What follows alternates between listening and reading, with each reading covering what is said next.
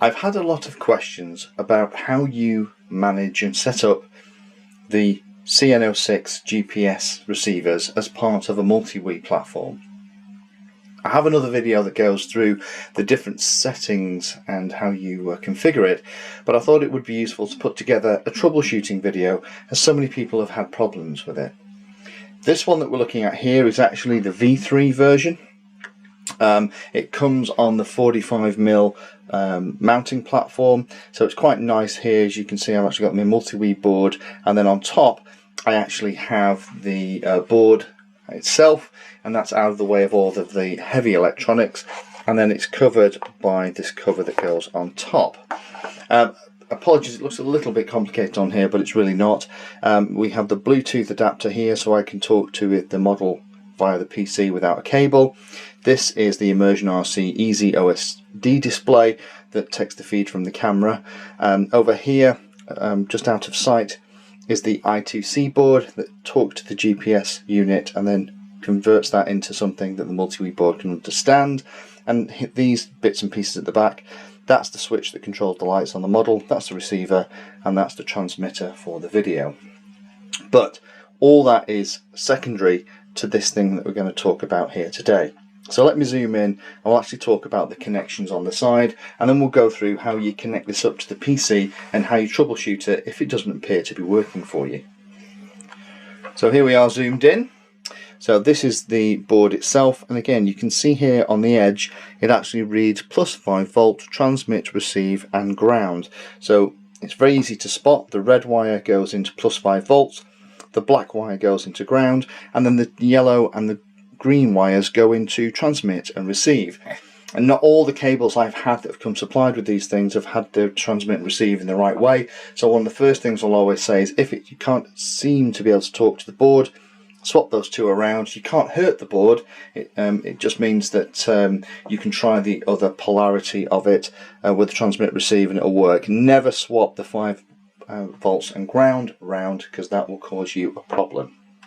So what we'll do is we'll actually connect up to this GPS, and we'll have a look at it on the PC, and I'll go through some of the common things that you have to be careful of when you're setting them up and where to go in the application, because in my other how-to video we didn't do that in detail and it might be useful.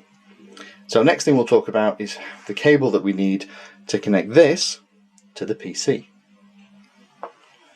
And here's the cable that I've made up to do exactly that. It's a standard FTDI connector. I'll actually show you one of these without all the bits and pieces on.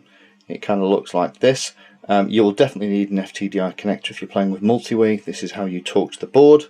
But this one's been modified so that it has a connector on one end that plugs into the GPS unit, and then those cables that are plugged into the underneath using little pins here. If I pull it out, you'll see.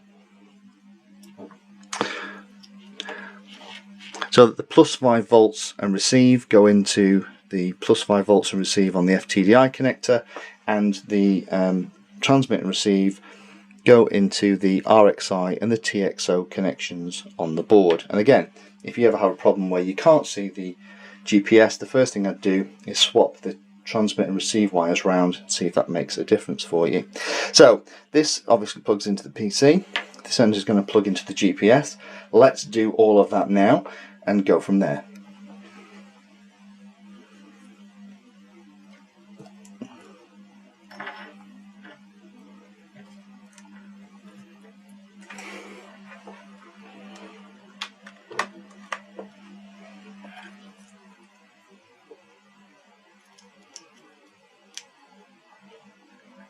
So here we are actually looking slightly at the side of the model. So here's the GPS receiver, here's the cable plugged in, the FTDI adapter plugged into the laptop. Just want to show you what the lights look like. So we have a solid blue light and a flashing green light at the bottom of the GPS, which you can clearly see in the video.